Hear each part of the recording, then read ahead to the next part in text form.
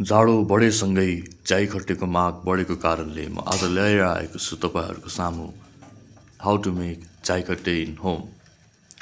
यसको लागि सबैभन्दा पहिला एउटा भाँडा तताउनुहोस्, चम्चा पनि तताउनुहोस् किनकि घिउ जमेको हुन्छ। ट्याक्क घिउ हाल्नुहोस् अनि घिउलाई चाहिँ एकछिन तात्न दिनुहोस्। त्यसपछि एकछिन चलाउनु पऱ्यो नि त भाँडामा होइन।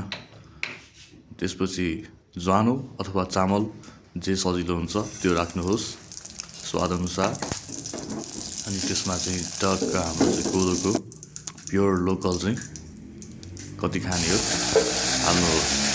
अनि यो बोइल हुन्छ, त्यसपछि तयार हुन्छ तपाईँको चाइखट्टे। इन्जोय।